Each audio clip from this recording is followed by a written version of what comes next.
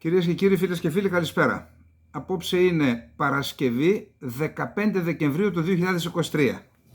Πριν ξεκινήσουμε την απόψινή μας εκπομπή που έχει πολύ πράγμα στην κυριολεξία, να κάνω μερικές ανακοινώσεις. Πρώτον, αύριο Σάββατο στις 12 η ώρα το μεσημέρι, ο Σταύρος με τον Παντελή Σαββίδη και τον κύριο Βενιαμίν Καρακοστάνογλου θα παρουσιάσει τα δύο του βιβλία, τον ντόμινο των υποχωρήσεων στο Αιγαίο και την ώρα των Λύκων, εκεί που βάλαμε τον Μουσταφά Κεμάλ μεταξύ του Χίτλερ και του Μουσολίνη και δεν άρεσε στους Τούρκους. Η αλήθεια πονάει, ξέρετε. 12 η ώρα λοιπόν θα γίνει η παρουσίαση. Άρα όσοι είμαστε στη Θεσσαλονίκη ή γύρω στη Θεσσαλονίκη και θέλετε να συναντηθούμε, εκτός από τα τηλεοπτικά και την μακρόθεν, κάποιος μου είπε να μην λέω το εκ του μακρόθεν γιατί είναι πλεονασμός. Εντάξει, αλλά έχει επικρατήσει εκ του μακρόθεν. Εν πάση περιπτώσει, η μακρόθεν, αυτή η τηλεεπικοινωνία, όσοι θέλετε λοιπόν, ελάτε αύριο στις 12 η ώρα στον Ιαννό στην Θεσσαλονίκη, στην πλατεία Αριστοτέλους είναι, στην Αριστοτέλους, να δούμε τι θα μας πούν οι συμμετέχοντες στην εκδήλωση, να συναντηθούμε, να πούμε και ένα γεια. Μετά την ίδια μέρα, Σάββατο 6 ώρα, στο ξενοδοχείο Ξενίας στις Σέρρες, πάλι θα παρουσιαστούν τα βιβλία από τον Σταύρο, από τον κύριο Βασίλη Κατριτζόγλου. Ο κύριος Βασίλης Κατριτζόγλου είναι πρόεδρος του Δημοτικού Συμβουλίου των Σερών και πρόεδρος του Συλλόγου Εφέδρων Αξιωματικών του νομού Σερών, και από τον κύριο Σκαρλάτο, τον συνταγματάρχη Αναποστρατή, ο οποίος έχει και μια εμπειρία από την Κύπρο. Έχει γράψει ένα βιβλίο για το θέμα, για εμείς οι πυροβολητές, νομίζω, αυτό είναι το βιβλίο του.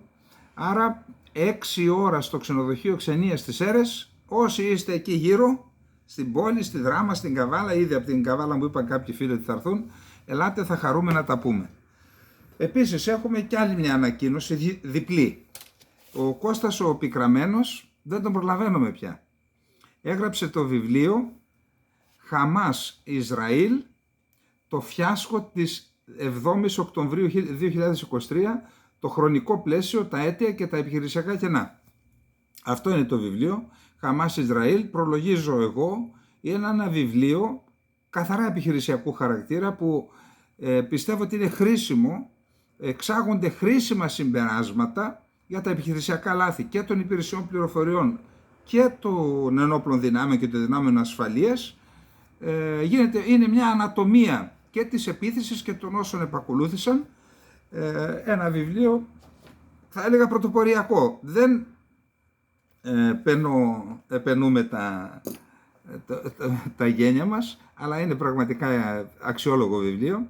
Επίσης ο Παναγιώτης Μαυρόπουλος, υποστράτηγος εν αποστρατεία, έγραψε ένα καταπληκτικό βιβλίο. Ο κ. Μαυρόπουλος τον είχα όταν ήμουν πρωτοετής στην Ευελπίδων, αυτός ήταν τεταρτοετής επιλοχίας, καλό μυαλό, από το νέο Πετρίτσι Σερών, με καταγωγή από την Ενόη του Πόντου, Ποντιάρα, και καλός αθλητής στην ενόργανο γυμναστική. Είχε φυσικές δυνάμεις, μια ελαστικότητα, καταπληκτικός. Εκτός από αυτά όμως, σας είπα, είναι καλό μυαλό. Έγραψε λοιπόν το βιβλίο Ελληνοτουρκικός πόλεμος 1919-1922, πολιτική και στρατιωτική σκοπή. Πιστεύω ότι όσα και να έχουν γραφτεί, που δεν έχουν γραφτεί πολλά, είναι λίγα για τα όσα συνέβησαν το 1919-1922. Γιατί πληρώνουμε ακόμα αυτά. Αυτά πληρώνουμε. Ξέρετε, αν δεν είχε γίνει αυτή η ιστορία, η μικρασιατική καταστροφή και η γενοκτονία, δεν υπήρχε περίπτωση η Τουρκία να διεκδικήσει στο Αιγαίο. Εάν τα παράλια ήταν μόνο με Έλληνες, κατοικούσαν μόνο με Έλληνες, πράγμα που συνέβαινε μέχρι το 1915, δεν θα διεκδικούσε, δεν ήταν αδιανόητο. Δηλαδή τις συνέπειες της μικρασιατικής καταστροφής τις πληρώνουμε τώρα και μακάρι να μην κληθούμε να τις πληρώσουμε τις επόμενες δεκαετίες ή οι επόμενες γενιές. Μακάρι, γιατί κάποιοι στην Αθήνα δεν το έχουν καταλάβει αυτό. Τώρα, σήμερα, ακούστε, χθες είπαμε για τον Σαμουήλ, για το Κούγκι, για το Ζάλογκο και όλα αυτά. Είναι αδιανόητο.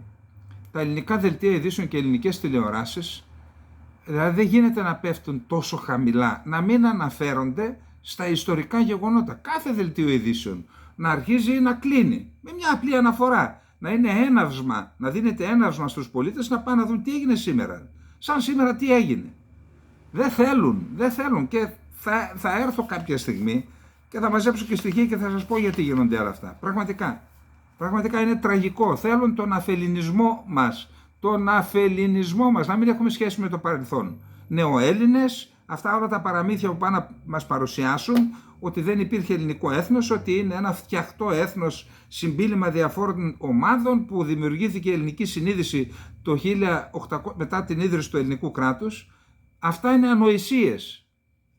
Οι δικοί μας άνθρωποι στον Πόντο που δεν είχαν σχέση με το κράτος εδώ και με τη διαδικασία της εθνογέννησης που πάνε να μας πασάρουν, έλεγαν ελληνικών, όχι ελληνικό, ελληνικών με την αρχαία ελληνική προφορά. Ελληνικά λέει συντυχαίνομεν, δηλαδή από το συντυγχάνω. Απίστευτες λέξεις και με ελληνική συνείδηση. Τραντέλενας, 30 φορές Έλληνας, ελληνικών κοντάρι. Τι να σας πω, βρίθουν τα ελληνικά, τα τραγούδια της εποχής, τραγούδια 1000 ετών δημοτικά, καταγεγραμμένα με την ελληνική μας καταγωγή. Και πάνε να μας πείσουν ότι δεν είμαστε Έλληνες, δεν υπάρχει συνέχεια του ελληνισμού. Αυτά, το δεν υπάρχει συνέχεια του ελληνισμού που παρουσιάζουν διάφοροι ιστορικοί, ακόμα και το Σαμουήλ πήγαν να τον ξυλώσουν και αυτό δεν έγινε. Δεν έγινε κρυφό σχόλιο, όλα να τα ξυλώσουν. Γι' αυτό συνέχεια αυτής της ιστορίας είναι και το ότι δεν αναφέρονται στα ιστορικά γεγονότα. Σαν σήμερα μιλάμε για τραγική κατάσταση. Όταν πήγα στο Βλαδικαυκάς, στο Ορζενικίτσε, που βρίσκεται στην Βόρεια Οσετία, στις πλαγιές του Καυκάσου, του Κασμπέκ, του όρους Κασμπέκ, πήγα εκεί για τη συγγραφή ενός βιβλίου να δούμε που γεννήθηκε ο Ζώρας και να γράψουμε το βιβλίο με τον Τάσο Κοντογιαννίδη. Πήγαμε στο σύλλογο, εκεί υπάρχει ένας σύλλογος προμηθεύσεων Ελλήνων και στην αυλή του, καταπληκτικός σύλλογος, στην αυλή του συλλόγου υπάρχει έναν εκκλησόπον δικό μας και υπάρχουν τα ονόματα των ανθρώπων που εκτελέστηκαν και χάθηκαν το 1937. Γιατροί, δικηγόροι, καθηγητές πανεπιστημίου. Δηλαδή η αφρόκρεμα της πόλης του Βλαδικαυκάς από τη λέξη ελίτ ήταν Έλληνες και εξαφανίστηκαν. Ξέρετε γιατί? Θα το δούμε τώρα, που δεν μας το λένε γιατί φοβάται να μην στεναχωρηθούν κάποιοι. Είναι από άρθρο του Βλάση Αγζίδη, του ιστορικού. Η 15η Δεκεμβρίου του 1937 θεωρείται η ημέρα που ο όρος Έλληνας μετατράπηκε σε πολιτική κατηγορία και οδήγησε σε μαζικές συλλήψεις κατά των μελών της ελληνικής μειονότητας στην Σοβιετική Ένωση. Οι διώξεις συμπεριέλαβαν, προσέξτε, όλους τους άρενες Έλληνες ανεξάρτητα από την πολιτική ή κοινωνική τους θέση. Άμα εξοντώσεις τον άντρα από μια οικογένεια, πάει η οικογένεια. Τι θα γίνουν? Συνελήφθη όλη η ελληνική ηγετική ομάδα που αποτελείται από πιστά μέλη του Κομμουνιστικού Κόμματος. Συνελήφθησαν τόσο οι ντόπιοι Έλληνες, Μαριοπουλίτες, Πόντιοι, απόγονοι παλιών μεταναστών από τον ελλαδικό χώρο, από τα ορλοφικά ακόμα, όσο και πολιτικοί πρόσφυγες από την Ελλάδα, μέλη και φίλοι του Κομμουνιστικού Κόμματος Ελλάδας που είχαν καταφύγει στη Σοβιετική Ένωση για να αποφύγουν τις πολιτικές διώξεις που είχαν ξεκινήσει με το διιδιώνυμο του Βενιζέλου, μην τα ξεχνάμε και αυτά, και εντάθηκαν την περίοδο του Μεταξά. Το διάταγμα Διρεκτίβα 50-215 που έφερε την υπογραφή του επικεφαλής της κρατικής ασφάλειας της НΚΒΔ του Νικολάη Γεζόφ, η ελληνική σοβιετική μειονότητα είχε θεωρηθεί ύποπτη. Έχει σημασία τώρα, έχουμε στοιχεία όλοι. Είσαι Έλληνας, είσαι ύποπτος. Σύμφωνα με αυτή την αντίληψη, η εθνοτική καταγωγή ταυτιζόταν με πολιτικό αδίκημα. Υπολογίζεται ότι η ασφάλεια συνέλαβε 15.000 πολίτες ελληνικής καταγωγής. Επαναλαμβάνω, την αφρόκρεμα. Ένα σημαντικό τμήμα της μειονότητας που προερχόταν από την Οθωμανική Αυτοκρατορία και είχε καταφύγει στη Ρωσία, την Τσαρική Ρωσία, μετέπειτα Σοβιετική Ένωση, λόγω των διώξεων και της γενοκτονίας, μπήκε σε δεύτερη γενοκτονία με αυτό το διάταγμα. Η πολιτική αυτή της συλλογικής ευθύνης λόγω της ένταξης σε μία εθνοτική ομάδα και της ενοχοποίησης της πολιτισμικής ταυτότητας θα αποτελέσει βασικό άξονα της σταλινικής πολιτικής κατά συγκεκριμένων μειονοτικών ομάδων. Τότε είχα μαζέψει κι άλλους, Φινλανδούς, Γερμανούς, που ήταν μέσα στη Γερμανία, αλλά έκλεισαν τα σχολεία τους γιατί θεωρήθηκαν απειλή. Εκεί λοιπόν έκλεισαν και 250 ελληνικά σχολεία στον Κάφκασο, στην περιοχή του Κρασνοντάρ, Εκατερινοντάρ, μετέπειτα Κρασνοντάρ, στην Νότια Ρωσία, στην Κριμαία και στην περιοχή της Αζωφικής, Μαριούπολη, Ντονέτσκ κτλ. Η πολιτική της στοχοποίησης θα κωδικοποιηθεί με το διάταγμα Διρεκτίβα υπαριθμών 52-15, όπως προείπαμε. Το υπέγραψε ο Γεσόφ, ο Επίτροπος του Λαϊκού Κομισαριάτου Εσωτερικών Υποθέσεων και Γενικός Επίτροπος της Ασφάλειας. Έλεγε τα εξής στο Διρεκτίβα. Παράλληλα με την κατασκοπευτική και επωνομευτική δραστηριότητα προς το συμφέρον των Γερμανών και των Ιαπώνων, η ελληνική κατασκοπία αναπτύσσει εντατική αντισοβιετική και εθνικιστική δραστηριότητα, στηριζόμενη σε πολίτες με αντισοβιετικές βλέψεις ανάμεσα στον ελληνικό πληθυσμό της Σοβιετικής Ένωσης. Με σκοπό την αναχέτηση της δραστηριότητας της ελληνικής κατασκοπίας στο έδαφος της Ένωσης Σοβιετικών Σοσιαλιστικών Δημοκρατιών, διατάσσω στις 15 Δεκεμβρίου, ταυτόχρονα σε όλες τις δημοκρατίες και τις περιφέρειες της Σοβιετικής Ένωσης, να συλληφθούν όλοι οι Έλληνες οι οποίοι είναι ύποπτοι για κατασκοπευτική, αντάρτικη και εθνικιστική αντισοβιετική δραστηριότητα. Συλλαμβάνονται όλοι οι Έλληνες υπήκοοι και πολίτες της Σοβιετικής Ένωσης των εξής κατηγοριών. Όσοι είναι εγγεγραμμένοι στον κατάλογο και όσοι είναι υπό παρακολούθηση. Πρώην μεγαλέμποροι, μαυραγορείτες και λαθρέμποροι. Έλληνες που αναπτύσσουν εντατική εθνικιστική δραστηριότητα, πρώτοι από όλους οι πρώην κουλάκοι και όσοι απέφυγαν την αποκουλακοποίηση. Κάτι μου θυμίζει αυτό. Έλληνες που αναπτύσσουν εντατική εθνικιστική, πολιτικοί πρόσφυγες από την Ελλάδα και όλοι οι Έλληνες οι οποίοι ήρθαν παράνομα στην Σοβιετική Ένωση άσχετα από ποια χώρα έφτασαν. Στη συνέχεια αναφέρονται και άλλα πράγματα.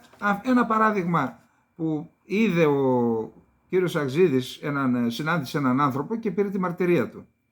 Στην ερευνητική μου περιπλάνηση συνάντησα στη Νέα Σμύρνη τον Παύλο Κερδεμελίδη, έναν ομογενή που είχε βιώσει τη σταλινική βία και είχε ζήσει στα στρατόπεδα συγκέντρωσης της περιοχής Βορκουτά επί 12,5 χρόνια.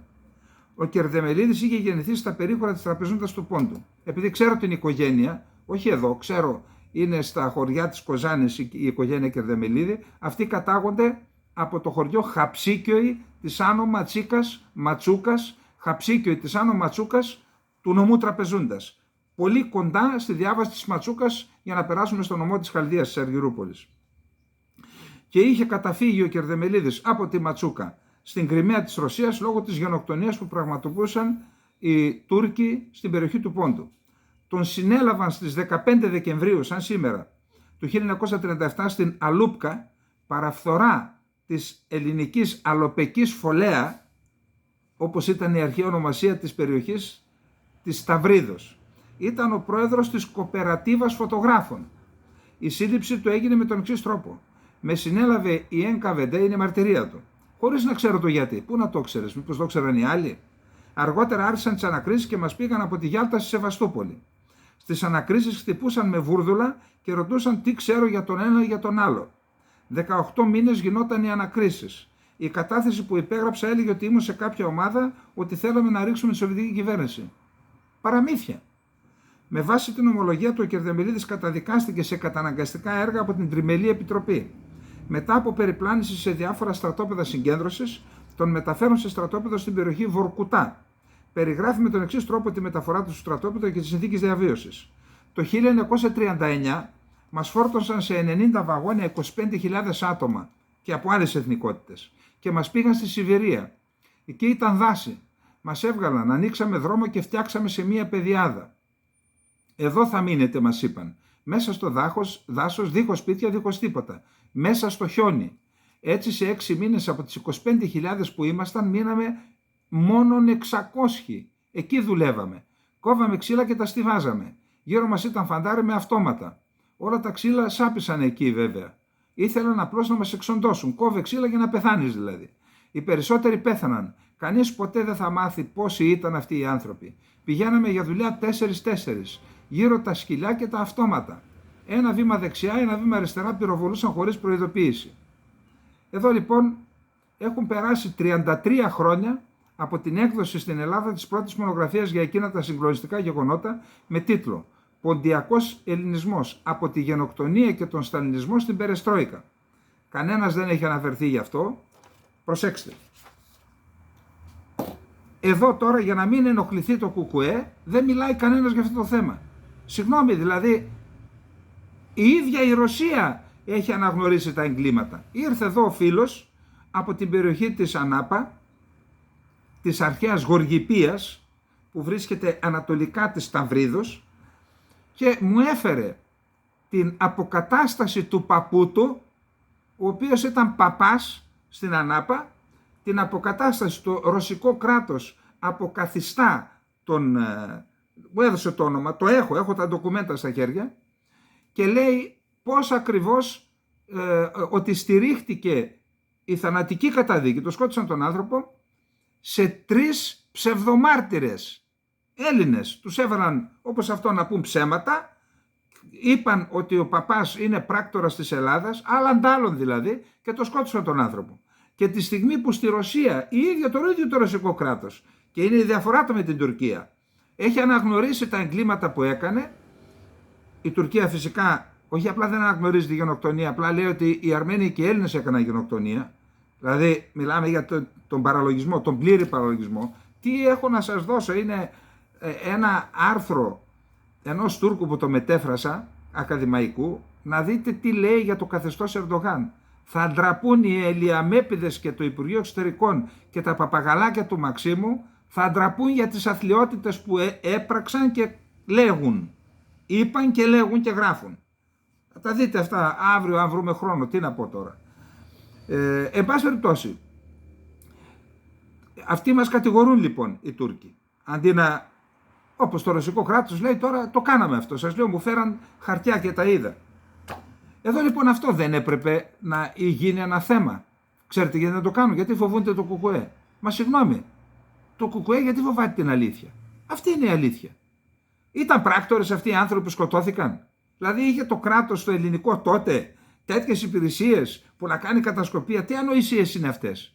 Και φυσικά ακολούθησαν μετά οι άλλοι διωγμοί, τη δεκαετία του 40, μετά τον Δεύτερο Παγκόσμιο Πόλεμο, όπου έγιναν οι εξής τρέλες.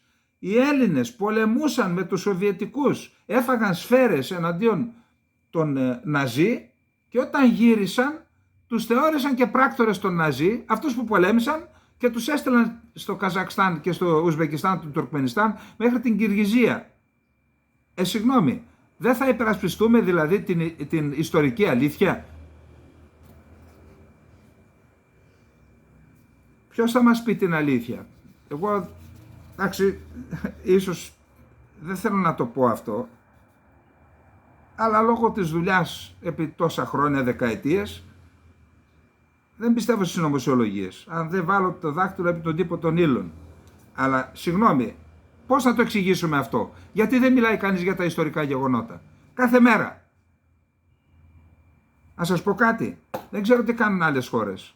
Εδώ, κάποτε στην Ελλάδα, υπήρχε και μια εθνική συνείδηση. Γιατί βάλαν στους δρόμους όλα αυτά τα ονόματα? Για να έχουμε εθνική συνείδηση και ιστορική συνείδηση. Όλα τα ονόματα κάτι θέλουν να πούν. Όλα. Σας το έχω πει. Ο Κατεχάκης, ο Ψαρομιλίγκος, ο Καραολής και Δημητρίου. Όλα κάτι θέλουν να μας πούν. Τουλάχιστον να τα παίρνουμε σαν έναυσμα, να ρίχνουμε μια ματιά. Τι θα πει ρε παιδιά εδώ? Μένω στην οδό Βριούλων. Τι είναι τα Βριούλα? Ήταν τα Βουρλά. Κάτι λένε όλα.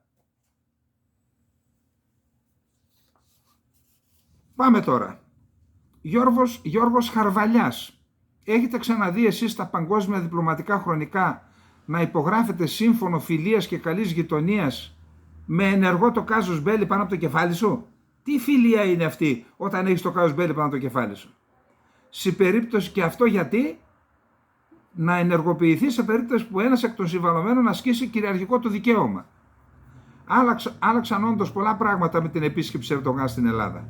Μέχρι σήμερα ξέραμε τη διπλωματική σχολή Κυριάκου Μητσοτάκη και Ελιαμέπ με επίσημο δόγμα τον κατευνασμό και την υποτέλεια.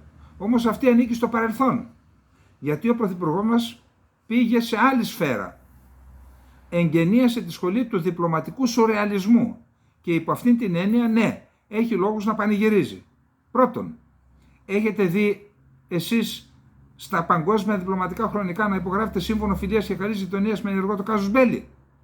Δεύτερον, έχετε δει διακήρυξη ειρηνικών σχέσεων χωρίς καμία δεσμευτική ισχύ, ούτε καν σε επίπεδο υποχρέωσης για τους υπογράφοντες? Τρίτον, έχετε ξαναδεί υπουργό εξωτερικών να υποκλίνεται σε ηγέτη εχθρικής χώρας που τον φοβερίζει ότι θα έρθει ένα βράδυ, μήπως έχει ξεσκεπαστεί με κίνδυνο να κρυολογήσει? Κάτι θυμίζουν. Όχι λοιπόν, δεν τα έχετε ξαναδεί αυτά. Ίσως να σας θυμίζουν κάτι από την τελετή συνθηκολόγησης Φινλανδία-Σοβιετικής Ένωσης το Μάρτιο του 1940, όταν η ηττημένη Φινλανδία, έπειτα από ηρωικό πολεμικό αγώνα, αναγκάστηκε να εκχωρήσει το 25% του εδάφους της και την Καρελία, τη Βόρεια Καρελία, και μία λίμνη Λαντόγκα λέγεται αυτή, και αυτή έφυγε για αυτή. Έπειτα από ηρωικό πολεμικό αγώνα, παρεμπιπτόντως, οι Έλληνες πρέπει να γνωρίζουμε καταρχάς γεωγραφία της Ελλάδας, αλλά και παγκόσμια γεωγραφία. Όποτε έχουμε χρόνο, ας κύβουμε σε μια υδρόγειο σφαίρα, να πάρουμε στα παιδιά μας μια υδρόγειο σφαίρα, να τη γυρνάμε, να κάθεται πάνω σε μια χώρα, να ανοίγει την εγκυκλοπαίδεια, τώρα πλέον το διαδίκτυο, να βλέπει ποια είναι αυτή η χώρα, εντάξει. Άρα να εκχωρήσει το 25% του εδάφους της και να προσαρμόσει την εξωτερική της πολιτική στις επιταγές της νικήτριας υπερδύναμης. Ίσως οι τεμενάδες του κυρίου Γεραπετρίτη να σας θυμίζουν οι υποκλήσεις αυλικών με σαρίκια και κελεμπίες σε Μογγόλους στρατελάτες όπως ο Τζενγκίς Χάν. Όμως τέτοιες πρωτοτυπίες σε διπλωματικές διαπραγματεύσεις μεταξύ σύγχρονων κρατών, θεωρητικά κυρίαρχων και ανεξάρτητων, δεν έχουν ξανά υπάρξει. Και υπό αυτήν την έννοια, ο Πρωθυπουργός δικαιούται ένα κάποιο βραβείο ευρεσιτεχνίας. Επί της ουσίας τώρα, να υπογράφει σύμφωνο φιλίας, έστω και κουρελόχαρτο, με ορθάνυχτο το επίσημο και απολύτως δεσμευτικό για την Τουρκία κάζους μπέλι, συνιστά de facto απεμπόληση του κυριαρχικού δικαιώματος, η άσκηση του οποίου θα συνιστούσε αιτία πολέμου. Εν προκειμένου δηλαδή, η επέκταση των ελληνικών χωρικών εδάφων στα 12 μίλια, όχι μόνο στο Αιγαίο, αλλά και στην Κρήτη. Πρώτο αυτό γκολ λοιπόν από τα αποδυτήρια. Το δεύτερο γκολ έρχεται όταν προμηθοποιείσαι να διαφημίσεις διεθνώς τις αγαθές και ειρηνικές προθέσεις του εχθρού σου, που μέχρι πριν από μερικές εβδομάδες κομπορημονούσε δημοσίως, πως αν δεν κάτσεις ήσυχος θα σου φυτέψει ένα μπύραβο μακρού βελληνικού στην πρωτεύουσά σου. Αν παρελπίδα κάτι στραβώσει με τον ίδιο αυτόν εχθρό, τις καλές προθέσεις του οποίου διαφημίζεις και τολμήσεις να διαμαρτυρηθείς διεθνώς, πολύ δε περισσότερο να ζητήσεις αλληλεγγύη και κυρώσεις, άπαντες στη διεθνή κοινότητα, φίλοι, σύμμαχοι σε εισαγωγικά και αντίπαλοι, θα σε περάσουν και δικαίως για φρενοβλαβή, ο οποίος υποφέρει από σύνδρομο διπολικής διαταραχής. Τη μια δηλαδή αγκαλιάζεις εμένα και την άλλη το καταγγέλεις. Αυτό είναι εν ολίγης το τίμημα όχι του κατευνασμού, αλλά της ουσιαστικής λεύκανσης ενός βουλημικού και άκρος επιθετικού γείτονα, ο οποίος είχε την ευφυΐα να φορέσει προσωρινά το μανδύα της λευκής περιστεράς, προκειμένου να εξυπηρετήσει άριστα συγκεκριμένες συγκυριακές επιδιώξεις. Περιμένετε αύριο να δείτε τι σας έχω για τη λευκή περιστερά. Θα τρίβετε τα αυτιά σας και τα μάτια σας. Και πιστέψτε με, χάρη σε αυτό το ανέξοδο σόου φιλιρινικής διάθεσης, ο Ερντογάν εξασφαλίζει πολλούς τακτικούς στόχους ταυτόχρονα. Αφενός αναθερμαίνει υπό νέες προϋποθέσεις το αίτημα για την παράδοση των ολοκαίνουργιων F-16 και τη συντήρηση των εξυγχρονισμών των παλαιότερων. Κίνηση ΜΑΤ. Γι' αυτό και ο Τούρκος Υπουργός Εξωτερικών, αμέσως μετά την οπερέτα ελληνοτουρκικής αδελφοσύνης στην Αθήνα, έσπευσε να συναντήσει τον Αμερικανό ομόλογό του. Ποιος Αμερικανός γερουσιαστής μετά από όλα όσα έγιναν στην Αθήνα θα διανοηθεί πλέον να μπλοκάρει την πώληση των μαχητικών αεροσκαφών, επικαλούμενος την απειλή εις βάρος της Ελλάδας, όταν και αυτή η ίδια η απειλούμενη δηλώνει ότι τα βρήκε με τον εχθρό της εγκαινιάζοντας κεφάλαιο ειρηνικής συνύπαρξης? Η Τουρκία επίσης έχει πολύ συγκεκριμένα αιτήματα από την Ευρωπαϊκή Ένωση. Προσδοκά αναβάθμιση της Τελωνειακής Ένωσης, πρόσθετη χρηματοδότηση για τον ανασχετικό ρόλο της στο μεταναστευτικό. Ψέμα! Η Τουρκία είναι η διακινήτρια. Παίρνει λεφτά και αναλόγως ρυθμίζει τις ροές. Και κατάργηση της βίζας για τους Τούρκους ταξιδιώτες σε ευρωπαϊκό έδαφος. Το timing του σόου διαλλακτικότητας Ερντογάν στην Αθήνα δεν ήταν καθόλου άσχετο και ως προς αυτές τις επιδιώξεις. Στα μέσα του μήνα γίνεται κρίσιμο Ευρωπαϊκό Συμβούλιο, έγινε, όπου θα συζητηθούν αυτά ακριβώς τα τουρκικά αιτήματα. Και η Ελλάδα λειτουργήσε σαν να έχει αναλάβει χρέη πληρωμένου δικηγόρου για λογαριασμό της Τουρκίας. Άνοιξε πιλωτικά το θέμα της βίζας με πεδίο τα προσαποστρατικοποίηση ελληνικά νησιά, ακόμα και στο Καστελόριζο, εξήρε το δημιουργικό ρόλο της γείτονος στη διαχείριση των μεταναστευτικών ροών, αντί να την καταγγείλει ως κράτο διακινητή, εξασφαλίζοντας πρόσθετη χρηματοδότηση για την Άγκυρα και βεβαίως προστατεί πλέον ως προαγωγός στην εμβάθυνση της Τελωνειακής Ένωσης Τουρκίας Ευρωπαϊκής Ένωσης. Εν ολίγης, μιλάμε για το απόλυτο σέρβις μετατεμενάδων στις επιδημίες του Σουλτάνου. Το ερώτημα είναι βεβαίως αν ο κύριος Μητσοτάκης ψηφίστηκε για να εξυπηρετεί τις επιδιώξεις της Τουρκίας εις βάρος των εθνικών συμφερόντων της πατρίδας και του λαού της, που δυστυχώς τον εξέλεξε. Αυτό είναι το άρθρο του Γιώργου Χαρβαλιά στην εφημερίδα Δημοκρατία και πάμε να δούμε τώρα και την... Τι να πούμε πρώτα, τι να πούμε. Ακούστε, μέρες τώρα ο κύριος Μουρτζούκας από την Γερμανία μου έγραψε και σας έλεγα να πούμε κάτι για τα σχολεία. Είδατε πουθενά εδώ τίποτα? Δελτίο ειδήσεων. Δηλαδή αυτό είναι κατάντια. Το έκανε θέμα η Deutsche Welle. Δηλαδή καθίστε ρε. Γιατί να μην το κάνουν τα ελληνικά δελτία ειδήσεων? Γιατί? Για να κρύψουν τις ευθύνες της κυβέρνησης και της κυρίας Κεραμέως που κάποιος παρεξηγήθηκε. Τι να πεις. Λοιπόν, ακούστε εδώ τώρα τι λέει η Deutsche Welle. Εκατοντάδες Ελληνόπουλα του Μονάχου κινδυνεύουν να μείνουν χωρίς σχολική στέγη. Αν και η Βαβαρία επιδοτεί τα σχολεία, η ελληνική πλευρά κολυσιοργεί στην ανανέωση του συμβολέου.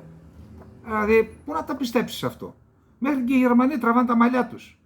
Ίσως κάποια στιγμή, όταν τελειώσει και αυτή η περιπέτεια, το Ελληνικό Υπουργείο Παιδείας θα πρέπει να κάνει μακρόπνοο στρατηγικό σχεδιασμό επί τη βάση στοιχείων και αναγκών για το τι θέλει να κάνει με την ελληνόγλωση παιδεία στη Γερμανία. Όταν εγκαταστάθηκαν εδώ οι πρώτοι Έλληνες, οι λεγόμενοι γκαστραμπάιντερ, για να δουλέψουν, έφεραν συνάλλαγμα στην Ελλάδα, αλλά ζούσαν συνεχώς με το όνειρο του νόστου. Η Γερμανία φαινόταν σαν μεταβατική προσωρινή κατάσταση. Αλλά οι Έλληνες της Γερμανίας όχι μόνο δεν επέστρεψαν, αντίθετα πληθαίνουν λόγω της οικονομικής κρίσης. Έχουμε και άλλους γκαστραμπάιντερ. Και χρειάζονται σχολεία που να δίνουν στα παιδιά τους ελληνική παιδεία, αλλά και την επάρκεια της γερμανικής γλώσσας για να μπορούν να σταθούν και στη γερμανική αγορά εργασίας. Οι σκέψεις αυτές μας έρχονται στο νου κάθε φορά που ανακύπτουν προβλήματα αρμοδιότητας του Υπουργείου Παιδείας, με θύμα την ίδια την ελληνόγλωση παιδεία, την οποία και θα πρέπει να υπηρετεί παντού όπου υπάρχει ελληνισμός. Πόσο δε μάλλον όταν πρόκειται για το μεγαλύτερο ελληνικό σχολείο εκτός Ελλάδας, στο Μόναχο. Οι γονείς και οι κηδεμόνες του 4ου Δημοτικού Σχολείου Αριστοτέλης και του στεγαζόμενου 1ου Γυμνασίου Μονάχου κατεβαίνουν σε κινητοποιήσεις γιατί τα παιδιά τους κινδυνεύουν να μείνουν χωρίς σχολείο. Δεν είναι η πρώτη φορά. Όπως είπε στην Deutsche Welle ο Βασίλης Καραμαγγιόλης, μέλος του Διοικητικού Συλλόγου των Γονέων και Κηδεμόνων του Γυμνασίου, υπάρχει κακό προηγούμενο από ελληνόγνωστα σχολεία που έκλεισαν στο Augsburg, στο Νταχάου το περασμένο καλοκαίρι, το Β' Δημοτικό Πυθαγόρα στο Μόναχο, το είχαμε αναφέρει αυτό, και τώρα ήρθε η σειρά του Αριστοτέλης, ενός σχολείου που στεγάζεται σε ένα κτίριο φιλέτο, με ό,τι ακριβώς χρειάζεται ένα σύγχρονο εκπαιδευτικό ίδρυμα για να λειτουργήσει σωστά.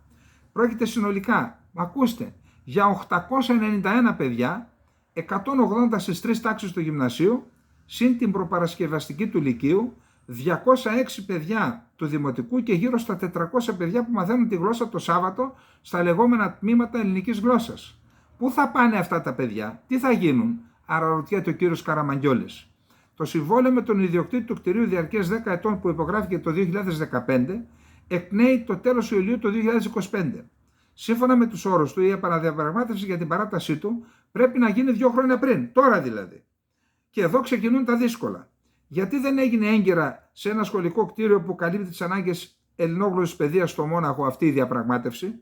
Ο ιδιοκτήτης ζητά βέβαια μεγάλη αύξηση του ενοικίου για το οίκημα, 5.000 τετραγωνικών μέτρων, και μάλιστα από 1η Πρώτου 24 προβάλλοντας ως επιχείρημα ότι τα τελευταία 3 χρόνια δεν έγινε η προβλεπόμενη αναπροσαρμογή με βάση τον πληθωρισμό και ότι δίνει στην ελληνική πλευρά τη δυνατότητα καταγγελίας του συμβολέου όταν χτιστούν με το καλό οι νέες σχολικές εγκαταστάσεις σε ένα άλλο χώρο του Μονάχου. Αλλά επειδή ουδέν μονιμότερο του προσωρινού, το πρόβλημα στέγασης των μαθητών θα πρέπει να διαθετηθεί σε μια πιο μόνιμη βάση. Αλλά πώς? Με ένα μεγαλύτερο ενίκιο? Το αντέχει ο ελληνικός προϋπολογισμός? Θα ρωτούσε εύλογα κάποιος. Το αντέχει. Και εδώ θα πρέπει να μπουν τα πράγματα σε θέση τους. Καταρχήν, όσοι γνωρίζουν το στεγαστικό πρόβλημα του μονάχου υποστηρίζουν ότι δεν πρέπει να γίνονται πειράματα. Γιατί αυτή τη στιγμή λείπουν κτίρια για 35 γερμανικά σχολεία της πόλης και σημαίνει ότι είναι πρακτικά αδύνατο να βρεθεί σε 2 χρόνια χώρος για το ελληνικό να μετεγκατασταθεί. Εγώ ζω στις τελευταίες δεκαετίες στο Μόναχο. Ξέρω την αγορά και είμαι πεπισμένος ότι δεν πρόκειται να βρεθεί άλλο οίκημα κατάλληλο για σχολείο που να πληρεί τις προϋποθέσεις, λέει ο Καραμαγγιόλης. Κανένα γραφειακό συγκρότημα δεν δέχεται άλλο σχολείο, διότι τα παιδιά βγαίνουν έξω στο διάλειμμα και κάνουν θόρυβο. Εκτός αυτού, έχει αυστηροποιηθεί το πλαίσιο προδιαγραφών για σχολικά κτίρια. Οι τουαλέτες πρέπει να προσαρμοστούν για τα παιδιά, τα σκαλοπάτια σκάλες πρέπει να έχουν ορισμένο πλάτος, στα παράθυρα πρέπει μέχρι ένα σημείο να μπουν βέργες για να μην πέφτουν τα παιδιά κάτω, άλλα να μην ανοίγουν για ασφάλεια, οι καθρέφτες να είναι έτσι ώστε να μην σπάνε. Για τον Πυθαγόρα που έκλεισε είχαμε κάνει την ίδια διαδικασία με το Σύλλογο Γονέων και ξέρω από πρώτο χέρι πόσο δύσκολο είναι η μετεγκατάσταση. Γίνεται κινητοποίηση εν ώψη του πολύ υπαρκτού κινδύνου να χαθεί οριστικά το κτίριο, το οποίο διεκδικείται και από διπλανό σχολείο Μοντεσόρι αλλά και από το Πανεπιστήμιο του Μονάχου. Το μεσημέρι, γονείς των μαθητών του Αριστοτέλη συγκεντρώνονται έξω από το ελληνικό προξενείο της πόλης για να διαμαρτυρηθούν και να πείσουν τον πρόξενο να κάνει θετική εισήγηση για παράταση του μισθώματος. Ανάστατη είναι και η εκπαιδευτική. Εμείς, ως εκπαιδευτικοί, θέλουμε την ομαλή λειτουργία των σχολείων, μας είπε ο Ευάγγελος Θεοδόρου, πρόεδρος εκπαιδευτικών πρωτοβάθμιας εκπαίδευσης Μονάχου και περιχώρων και υποδιευθυντής του Δίγλου του Ελληνικού Σχολείου Σοκράτης. Θα πρέπει να επιληφθεί του θέματος ο ίδιος ο Υπουργός Πιερακάκης, να έρθει εδώ. Αν χάσουμε το κτίριο, τι θα γίνει με τα παιδιά? Το πρόβλημα είναι μεγάλο. Υπάρχει Υπουργός Εξωτερικών και Παιδείας, ας συνεννοηθούν στην περιοχή. Εμάς δεν μας ενδιαφέρει αν ο πρόξενος θα μείνει ή θα φύγει. Μας ενδιαφέρει η σωστή λειτουργία του σχολείου. Αυτά είναι πρωτάκουστα τα πράγματα. Το κράτος έχει συνέχεια. Και μιλάει και για άλλα παρόμοια. Λοιπόν, τι γίνεται εδώ πέρα? Γιατί δεν λύνονται τα προβλήματα των Ελλήνων στο εξωτερικό? Πού είναι τα αρμόδια υπουργεία εξωτερικών και παιδείας? Πού είναι? Γιατί κολυσιεργούν? Γιατί ολιγορούν? Θα σας πω γιατί. Μπορεί από τους λόγους, ένας λόγος να είναι γιατί έχουν και αυτά τα ονόματα. Προμηθέας, Σοκράτης, Αριστοτέλης, τι ονόματα είναι αυτά? Βάλτε κανένα πολύχρωμο όνομα, να δείτε τότε πώς θα ενδιαφερθούν. Να περάσουμε στον πόλεμο. Εννοώ στον πόλεμο Ισραήλ-Γάζας. Εκεί υπάρχουν κάποια στοιχεία που δείχνουν ότι στην περίπτωση της Χεσμολάχ κατά πάσα πιθανότητα έχει γίνει ενός είδους συμφωνία μεταξύ Αμερικής και Ιράν. Κατά πάσα πιθανότητα, και θα δείτε παρακάτω γιατί. Όσον αφορά τη Γάζα, εκεί η ένταση έχει πέσει του πολέμου. Συνεχίζονται φυσικά οι βομβαρδισμοί, άμαχοι σκοτώνονται κτλ. Αλλά δεν είναι όπως στην αρχή, που σημαίνει ότι όσο περνούν οι μέρες και οι εβδομάδες, η δύναμη της Χαμάς να αντισταθεί μειώνεται και εξ αυτού μειώνεται και η ένταση του πολέμου. Αυτό που παραμένει όμως, είπαμε ότι η Χεσμολάχ έπεσε, ο ρυθμός των επιθέσεων στη Συρία και στο Ιράκ εναντίον αμερικανικών στόχων και εκεί έπεσε. Σκεφτείτε ότι είχαμε 92 επιθέσεις και τώρα έχει πέσει ο ρυθμός. Εκεί όμως που κορυφώνεται, θα έλεγα, ο πόλεμος είναι στην Ερυθρά Θάλασσα. Απίστευτα πράγματα και πολύ σοβαρά, παγκόσμια σημασία, που εκφεύγουν του πολέμου Ισραήλ-Γάζας. Η ναυσιπλοεία και η ελευθερία στην ναυσιπλοεία είναι ένα ζήτημα που αφορά και την Ελλάδα. Η μεγαλύτερη ναυτιλιακή δύναμη του κόσμου είμαστε. Αφορά τη διεθνή ναυσιπλοεία. Μόνο σήμερα νομίζω 2 πλοία τα χτύπησαν. Το ένα το πήραν σε ένα λιμάνι και τα 2 νομίζω, θα δούμε, γιατί τώρα έγινε η μία ενέργεια. Να δούμε λοιπόν τι γίνεται στον πόλεμο και μετά θα πάμε να δούμε στο άλλο μέτωπο. Συνεχίζονται οι Ισραηλινές επιθέσεις από αέρος, ξηράς και θαλάσσης στη Γάζα και ανεβαίνει ο αριθμός των νεκρών και των τραυματιών. Σφοδρές συγκρούσεις υπάρχουν στη Χαν Γιουνίς, στη δεύτερη μεγάλη πόλη. Αυτή βρίσκεται στη Νότια Γάζα. Η άλλη ήταν η πόλη της Γάζας στη Βόρεια Γάζα. Ο Biden καλεί το Ισραήλ να επικεντρωθεί στο πώς να σώσει ζωές αμάχων μετά τη συνάντηση του Συμβούλου Εθνικής Ασφάλειας Σάλιβαν με τον Νετανιάχου, ενώ ο Ισραηλινός Υπουργός Άμυνας ξεκαθαρίζει ότι ο πόλεμος θα είναι μακρύς, θα διαρκέσει εβδομάδες, μήνες. Τρέχα γύρευε. Παλαιστινιακές εταιρείες τηλεπικοινωνιών δηλώνουν ότι τέλος στα τηλέφωνα και το διαδίκτυο. Ο συνολικός αριθμός των νεκρών με βάση τις Παλαιστινιακές Αρχές της Γάζας, της Χαμάς, είναι 18.787 Παλαιστίνοι. Ο αναθεωρημένος αριθμός των νεκρών στο Ισραήλ ανέρχεται σε 1.147. Ο Ισραηλινός στρατός ανέφερε ότι οι δυνάμεις που επιχειρούν στη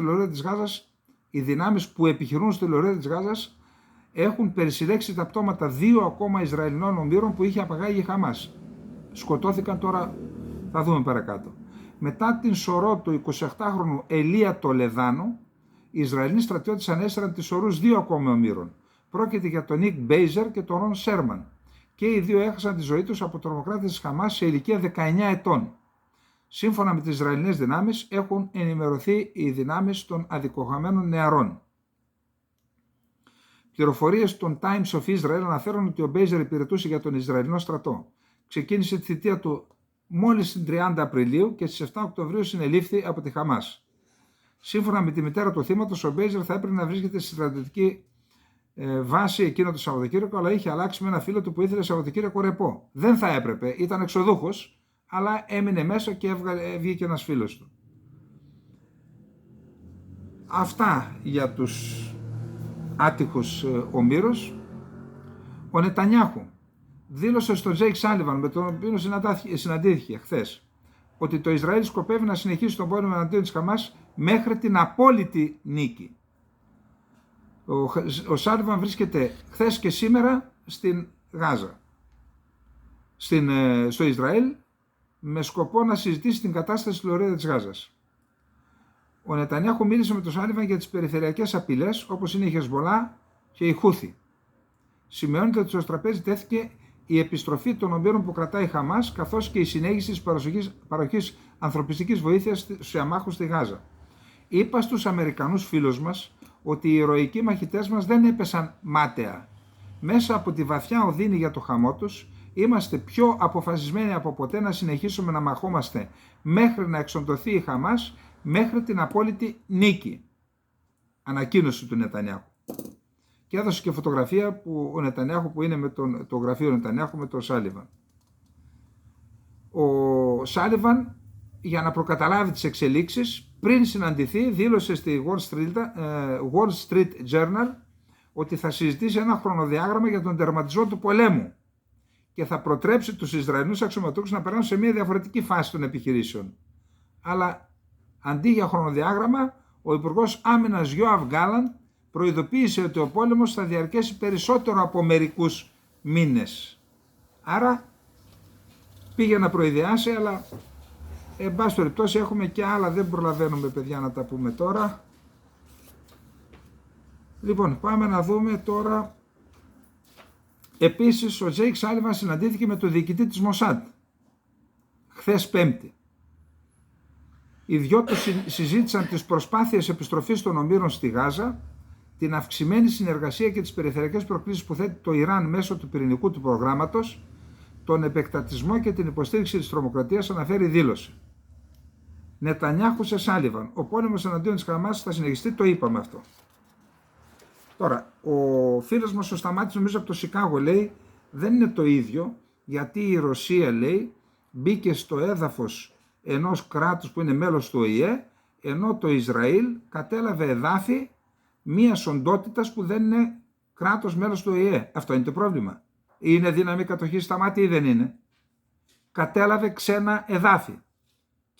Και η Ρωσία έχει και αυτή τις δικές της, λέει, αυτά τα εδάφη τα δώσαμε εμείς, λέει, στην Ουκρανία για να γίνει κράτος. Είναι ρωσικά εδάφη. Θέλω να πω, μην μένουμε σε λεπτομέρειες τώρα, ένας είναι στο ΟΗΕ, άλλος δεν είναι. Είναι ξένα εδάφη? Είναι ξένα εδάφη. Εάν είμαστε εναντίον της εισβολής της Ρωσίας στην Ουκρανία, πρέπει να είμαστε και εναντίον της εισβολής του Ισραήλ σε ξένα εδάφη, στη Δυτική Όχθη και στη Γάζα. Απλά είναι τα πράγματα. Και αυτό είπαμε ότι το κάνουμε, δικαιολογηθήκαμε για τη Ρωσία, επειδή Όταν υπερασπιζόμαστε αυτήν την αρχή, τότε κλείνουμε το δρόμο στην Τουρκία να κάνει τα ίδια και μπορούμε να επικαλεστούμε τη διεθνή αλληλεγγύη. Αν η Τουρκία το κάνει, θα πούμε, ρε παιδιά, εμείς πώς καταδικάζαμε τη Ρωσία που μπήκε σε ξένη χώρα, απαιτούμε να καταδικάσετε κι εσείς την Τουρκία που θα μπει σε εμάς ή που είναι στην Κύπρο. Παραμύθια. Εν πάση περιπτώσει, αυτή είναι η άποψή μου.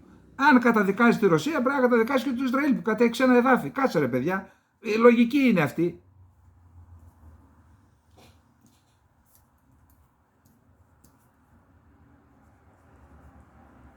Πάμε να δούμε τι γίνεται στα μέτωπα Ιράν, Χεσβολά και τα λοιπά.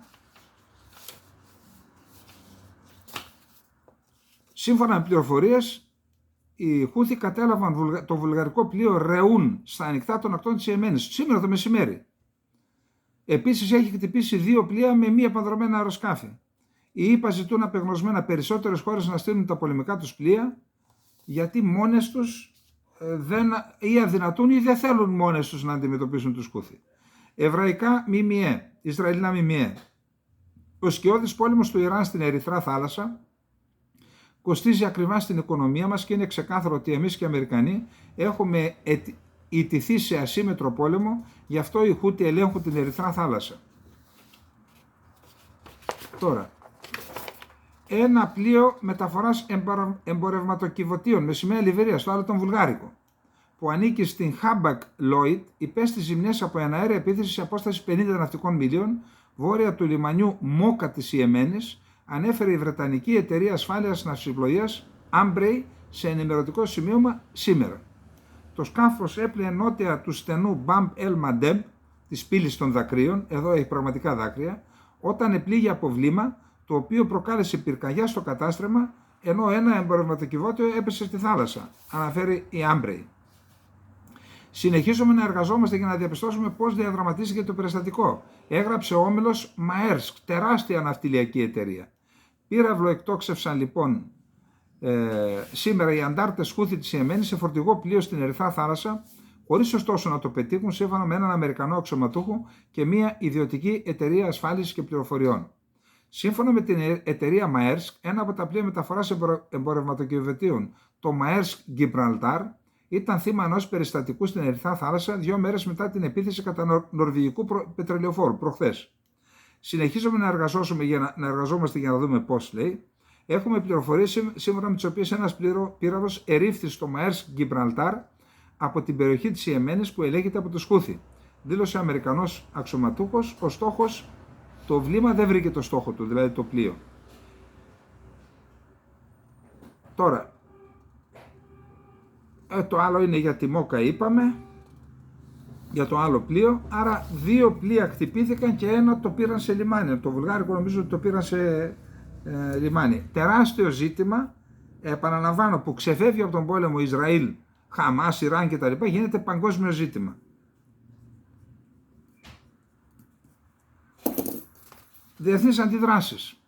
Οι μισοί από τα 2,3 εκατομμύρια κατοίκους της Γάζας πεινούν, ενώ η στρατιωτική επιχείρηση του Ισραήλ στα νότια του θύλακα συνεχίζεται. Οι άνθρωποι σταματούν τα φορτηγά, παίρνουν τα τρόφιμα και τρώνε επιτόπου. Και αυτό δείχνει πόσο απελπισμένοι και πεινασμένοι είναι, τόνισε ο Φιλίπ Λαζαρινί, γενικός επιθεωρητής της UNRWA, μιλώντας σε δημοσιογράφους στο Παγκόσμιο Φόρουμ για τους πρόσφυγες στη Γενέβη.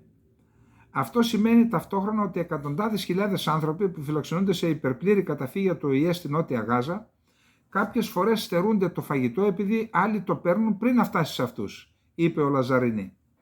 Τις τελευταίες εβδομάδες έχει κάνει την εμφάνισή της η πείνα και συναντάμε όλο ένα και περισσότερους ανθρώπους που δεν έχουν φάει τίποτα επί 2 ή 3 ημέρες, πρόσθεσε ο αξιωματούχος του ΟΗΕ που ήταν πρόσφατα στη Γάζα. Επειδή εντείνεται συνεχώς η κοινωνική αναταραχή και όσο η ανθρωπιστική βοήθεια παραμένει ψίχουλα, συγκρινόμενη με τις τεράστιες ανάγκες, τόσο θα συνεχίζεται αυτή η ένταση, τόσο θα καθίστανται αφόρητες οι συνθήκες, τόνισε. Σύμφωνα με το Παγκόσμιο Επισιτιστικό Πρόγραμμα του ΟΗΕ, οι μισοί από τα 2,3 εκατομμύρια κατοίκους της Γάζας πεινούν, ενώ η στρατιωτική επιχείρηση του Ισραήλ συνεχίζεται και οι άνθρωποι έχουν αποκοπεί από πηγές τροφίμων, φαρμάκων και καυσίμων. Η κατάσταση λοιπόν δεν είναι καλή και στο πλαίσιο αυτό εντάσσεται και το τηλεφώνημα που έκανε ο Biden με τον Ερντογάν χθες το βράδυ. Πάνω από 1 ώρα περίπου μίλησαν. Τη στήριξη της Αμερικανικής κυβέρνησης στα επικοδομητικά βήματα που έχουν γίνει για τη βελτίωση των ελληνοτουρκικών σχέσεων εξέφρασε ο Biden στη διάρκεια τηλεφωνικής συνομιλίας που είχε χθες Πέμπτη με τον Ερντογάν.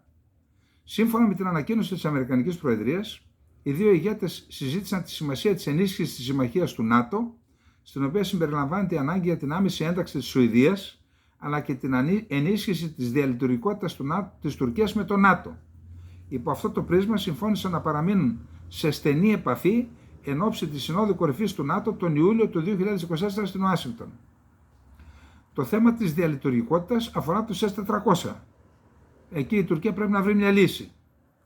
Επιπλέον, στην ανακοίνωση του Λευκού Οίκου υπάρχει αναφορά και στις διπλωματικές προσπάθειες που καταβάλλονται για την νέα ελληνοτουρκική προσέγγιση. Όπως σημειώνεται χαρακτηριστικά, ο Biden εξέφρασε την υποστήριξή του στα πρόσφατα επικοδομητικά βήματα που έγιναν στη σχέση Ελλάδας-Τουρκίας.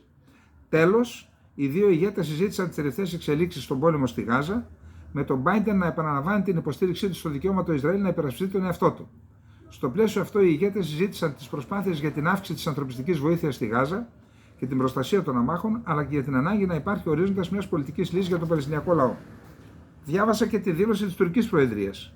Εκεί λένε ότι δόθηκε βαρύτητα στη Γάζα και στη θέση της Τουρκίας να είναι εκεί εγγυήτρια δύναμη και όλα τα γνωστά. Άλλα λέει ο ένας, άλλα λέει ο άλλος, αναλόγως με το τι θεωρεί σημαντικό.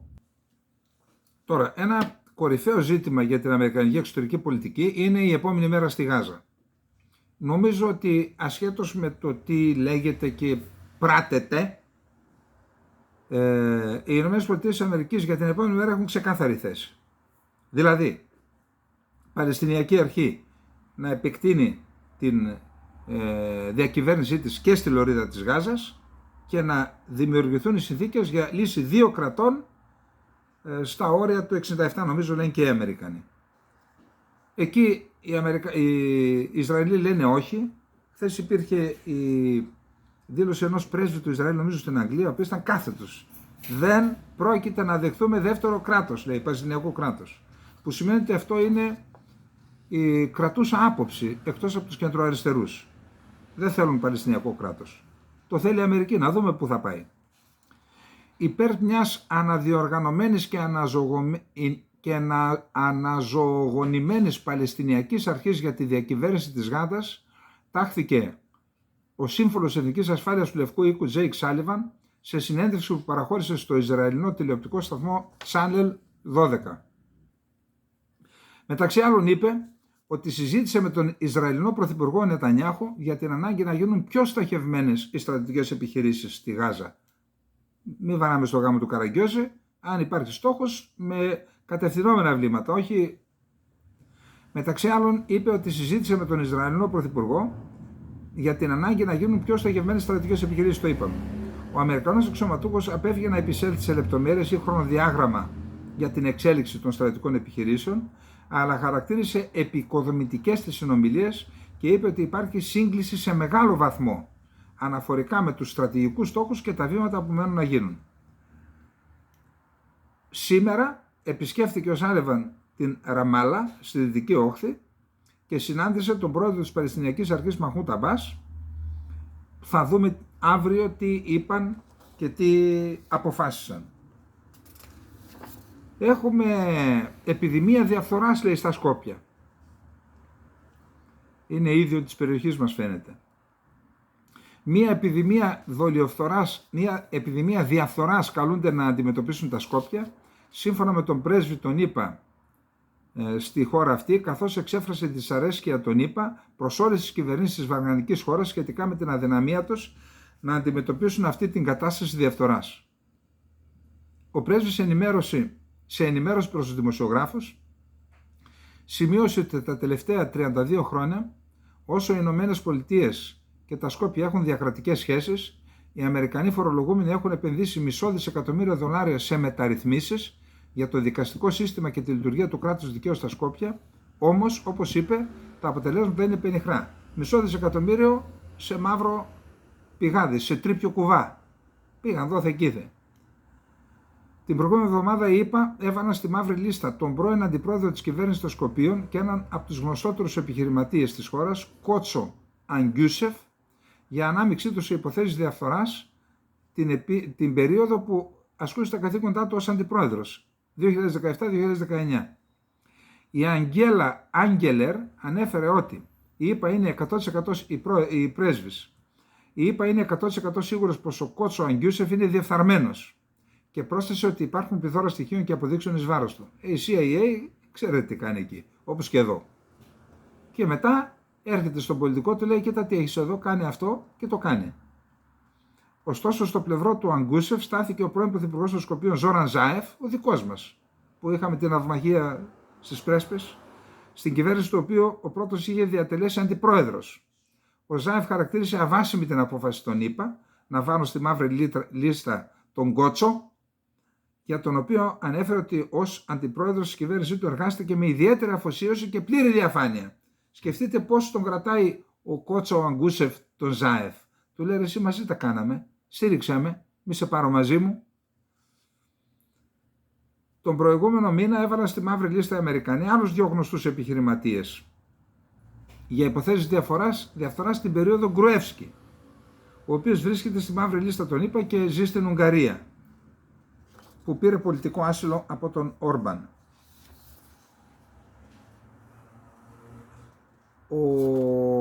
Πάμε στο έκτο θέμα.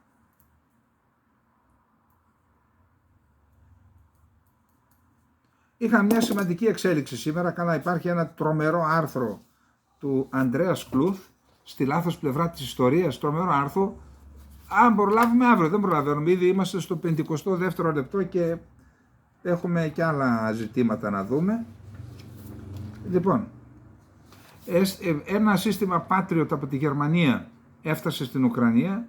Είπαμε ότι η Ουκρανία έχει σοβαρό πρόβλημα στην αεράμινά της. Δεν έχει ούτε αεροσκάφη για να επιτηρεί τον εναέριο χώρο, ούτε επαρκή αριθμό αντιαεροπορικών και έτσι πέφτει θύμα πολλές φορές επιθέσεων είτε με μη επανδρομένα είτε με πυράβλους κρούζ.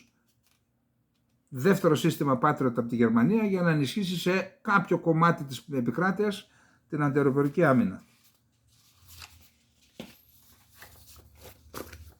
Τώρα, είχαμε τη Σύνοδο Κορυφής. Στη Σύνοδο Κορυφής η Ουκρανία αναγνωρίστηκε ως υποψήφια προς ένταξη χώρα. Είναι μια πολύ σημαντική εξέλιξη. Να θυμίσω ότι το 2014 σε ομιλία που είχα κάνει στη Θεσσαλονίκη και υπάρχει το βίντεο ευτυχώς εδώ, είχα πει το 2014 παρακαλώ ότι μία λύση που θα βόλευε τους πάντες για να μην φτάσουμε εδώ που φτάσαμε είναι η εξής: να μην μπει η Ουκρανία στο ΝΑΤΟ, να μπει στην Ευρωπαϊκή Ένωση και έτσι να διασκεδαστούν οι ανησυχίες των ΗΠΑ και των νατοικών χωρών που ανησυχούσαν για την επιρροή που ασκεί η Ρωσία στην Ουκρανία, γιατί όσο θα προχωρούσε η ενσωμάτωση, η ένταξη και η ενσωμάτωση και η προσαρμογή της Ουκρανίας στην Ευρωπαϊκή Ένωση, τόσο θα μειωνόταν η επιρροή που μπορούσε να ασκεί η Ρωσία στην Ουκρανία. Διότι αν προσανατολιστεί η κοινωνία, οι θεσμοί, εξυγχρονιστούν οι θεσμοί, με βάση τα ζητούμενα της Ευρωπαϊκής Ένωσης, αυτό περιορίζει τη δυνατότητα σε μια άλλη χώρα να ασκεί επιρροή. Όχι τόσο όσο το ΝΑΤΟ, αλλά περιορίζει. Αυτό λοιπόν θα ήταν μια κίνηση που θα ικανοποιούσε σε κάποιο βαθμό τους στόχους της Ουάσιγκτον και των Βρυξελών που ανησυχούσαν για το βαθμό επιρροής της Μόσχας στο Κίεβο και στην Ουκρανία. Με την ένταξη στην Ευρωπαϊκή Ένωση ο βαθμός επιρροής θα μειωνόταν. Αυτό πιστεύω ότι το αναγνωρίζουν όλοι. Από την άλλη πλευρά θα μπορούσε να εξισορροπήσει αυτή την απώλεια επιρροής η Ρωσία με την δυνατότητα που είχαν Ρώσοι. Δεν υπάρχουν Ρωσόφωνοι στην Ουκρανία. Είναι Ρώσοι οι άνθρωποι. Είναι 11 εκατομμύρια Ρώσοι. Και αν θέλετε να δείτε τι σημαίνει Ουκρανία, μπείτε και δείτε πότε ενσωματώθηκαν τα εδάφη είτε της Μολδαβίας που κατοικούν Ρουμάνοι, είτε της Ουγγαρίας που κατοικούν Ούγγροι, είτε της Πολωνίας μόλις το δεύτερο παγκόσμιο πόλεμο, είτε της Λιθουανίας, είτε και της Ρωσίας. Πότε μπήκαν στην Ουκρανία, πότε δόθηκαν? Τελευταία δόθηκε η Κριμαία. Άρα οι άνθρωποι είναι Ρώσοι. Ο Γέλτσιν είχε πει τότε στο Μπούς, νομίζω, ότι έχουμε 11 εκατομμύρια Ρώσους στην Ουκρανία, πρέπει να δούμε τι θα κάνουμε με αυτούς για να μην φτάσουμε εδώ που φτάσαμε. Θα είχε τη δυνατότητα λοιπόν η Ρωσία να εκλέξει, αφού είναι 11 εκατομμύρια, κάμουν 15 ή 20 ευρωβουλευτές Ρώσους, Ουκρανούς πολίτες μέσα στο Ευρωκοινοβούλιο, και θα μπορούσε με αυτούς τους ανθρώπους, στο βαθμό που τους επηρεάζει, να έχει και ένα πόδι, θα έλεγα, μέσα στο Ευρωπαϊκό Κοινοβούλιο.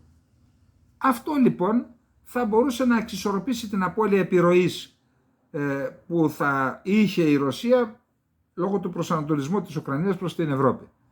Τώρα λοιπόν, αφού έχουν σκοτωθεί εκατοντάδες χιλιάδες άνθρωποι, αφού έχει καταστραφεί η οικονομία της Ουγγαρίας, αφού έχουμε 6-7 εκατομμύρια πρόσφυγες, αφού επηρεάζεται από αυτόν τον πόλεμο, θα επηρεαστεί το μέλλον τουλάχιστον των 2 επομένων γενεών, αφού εμείς ακόμα πληρώνουμε τα αποτελέσματα του Δευτέρου Παγκοσμίου Πολέμου και του εμφυλίου. Θα πληρώνουν έτσι και οι Ουκρανοί.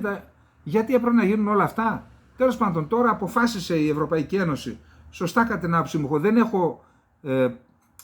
δεν γνωρίζω όλες τις διαστάσεις αυτής της κίνησης. Για παράδειγμα, δεν γνωρίζω ποιες θα είναι οι επιπτώσεις στους γεωργούς της Ευρωπαϊκής Ένωσης.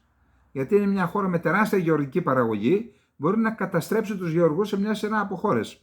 Πολιτικά όμως, ή αν θέλετε, η γεωπολιτική πτυχή αυτής της κίνησης είναι σωστή. Υπό την προϋπόθεση ότι δεν έπρεπε να γίνουν όλα τα άλλα και ότι δεν θα μπει, αν επιμένουν να μπει στο ΝΑΤΟ, τότε η σύγκρουση θα ενταθεί και μπορεί να έχουμε ακόμα και χειρότερα που δεν θέλω να τα ονομάσω. Εν πάση περιπτώσει, εκεί επειδή υπήρχε ένα πρόβλημα με τον Όρμπαν, με την Ουγγαρία, έκαναν μια τρίπλα, του έταξαν 10 δισεκατομμύρια δολάρια να αποδεσμεύσουν κεφάλαια τα οποία τα κρατούσαν παγωμένα επειδή ο Όρμπαν έκανε τα δικά του σε μια σειρά αποζητήματα, να του τα απελευθερώσουν, και βρέθηκε η φόρμουλα να βγει έξω, συνεννοημένο ήταν αυτό, να ψηφίσουν όλοι οι άλλοι για να μην βάλει βέτο.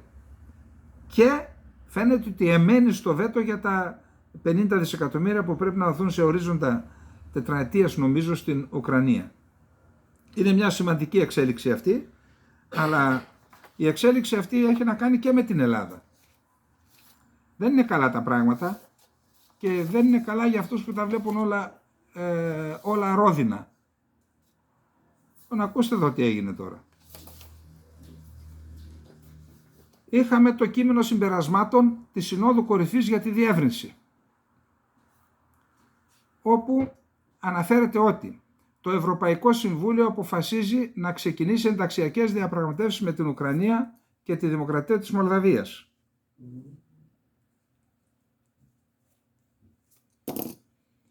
Παράλληλα, οι ηγέτες καλούν το Συμβούλιο να εγκρίνει τα αντίστοιχα πλαίσια διαπραγμάτευσης μόλις γίνουν τα σχετικά βήματα που ορίζονται στις αντίστοιχες συστάσεις της Επιτροπής της 8 Νοεμβρίου του 2023. Υπάρχει αναφορά για τη Γεωργία. Υπάρχει αναφορά για τη Βοσνία. Υπάρχει αναφορά για τα Σκόπια. Θα σας τη διαβάσω τώρα. Για τα Σκόπια αναφέρεται ότι η Ευρωπαϊκή Ένωση είναι έτοιμη να ολοκληρώσει τη φάση έναρξης των ενταξιακών διαπραγματεύσεων με τη Βούμου. Εντάξει. Μόλις το λέω αυτό γιατί έτσι το αναφέρει. Δεν έχω δικαίωμα να αλλάζω τα λόγια που υπάρχουν σε ανακοινώσεις. Γι' αυτό λέω Βούμου. Μόλις εφαρμόσει τη δέσμευσή της να ολοκληρώσει τις συνταγματικές αλλαγές, όπως αναφέρονται στα συμπεράσματα του Συμβουλίου της 18ης Ιουλίου 2022, σύμφωνα με τις εσωτερικές της διαδικασίες. Το Ευρωπαϊκό Συμβούλιο καλεί τη Βούμου να επιταγίνει την ολοκλήρωση αυτών των αλλαγών. Για την Αλβανία δεν γίνεται καμία αναφορά. Λοιπόν, αυτό είναι μια ήττα της ελληνικής εξωτερικής πολιτικής. Δηλαδή βλέπουμε πάλι ότι ο βασιλιάς είναι γυμνός. Η Βουλγαρία, ξέρετε τι έκανε? Πρώτα πήραν απόφαση στα κόμματα μεταξύ τους. Στη συνέχεια πήραν την απόφαση στη Βουλή της Βουλγαρίας. Εκεί αποφασίστηκε η στρατηγική για τα Σκόπια, την έστειλαν σε κυβερνήσεις και στους θεσμούς της Ευρωπαϊκής Ένωσης και είπαν: οι όροι μας με βάση τις αποφάσεις των κομμάτων και της Βουλής είναι αυτοί. Εάν εκπληρωθούν αυτοί οι όροι, θα πούμε ναι στην ένταξη της Βουλγαρίας. Και αυτοί οι όροι έγιναν αποδεικτοί πέρυσι και τώρα υπάρχει αναφορά. Για την Ελλάδα, ξέρετε εσείς να έγινε καμία συζήτηση, να πήρε καμία απόφαση η Βουλή για τη στρατηγική της Ελλάδας για την ένταξη της Αλβανίας στην Ευρωπαϊκή Ένωση? Αντί να έχουμε στρατηγική, πριν από 8 μήνες, 9, το Ελληνικό Υπουργείο Εξωτερικών πλήρωσε την έκθεση των εικαστικών έργων του Ράμα στο Ζάπιο, τον επισκέφτηκε την έκθεση ο Πρωθυπουργός και τον κάλεσε το Ράμα και σε τραπέζι στο Μαξίμου. Δηλαδή θα γελάνε και οι πέτρες με αυτά που κάνουμε. Και δεν αναφέρεται τίποτα. Μας την έφερε και ο Σόλτς την ημέρα της σφαγής των Καλαβρίτων, άδειασε την Ελλάδα και η Ελλάδα ήταν απομονωμένη. Και γι' αυτό δεν αναφέρεται τίποτα. Αύριο έχω ρεπορτάζ γι' αυτό, θα σας τα πω καλύτερα. Προς το παρόν, να είστε όλες και όλοι καλά. Σήμερα είναι το Αγίου Ελευθερίου. Δεν πειράζει, στο τέλος να πούμε. Χρόνια πολλά στους ελευθέριδες, στους ελευθέρους και τις ελευθερίες. Να πούμε ότι πολλοί στον προσφυγικό ελληνισμό που ονομάζονται ελευθέριοι και ελευθερίες, κυρίως ελευθέριοι, το πήραν λόγω του Ελευθερίου Βενιζέλου, τον οποίο μέχρι το 1930 να υπογράψει συμφωνία με τους γενοκτόνους και να χωρίσει τις περιουσίες των προσφύγων, τον είχαν σαν θεό οι Έλληνες, έβαζαν τα παιδιά τους ελευθέριδες. Από τότε το έκοψαν. Και μετά πρότεινε και το Μουσταφά Κεμάλ για τον Νόμπελ. Και ο Πρωθυπουργός, αντί να διαβάσει ιστορία, να δει ότι οι Τούρκοι χρησιμοποίησαν τη Συμφωνία Φιλίας για να εξοντώσουν τον ελληνισμό, αντί να διαβάσει την ιστορία, την επικαλείται. Μήπως θέλει να κάνει τα ίδια κι αυτός με αυτά που ξεκίνησε? Καληνύχτα, να είστε όλοι και όλοι καλά.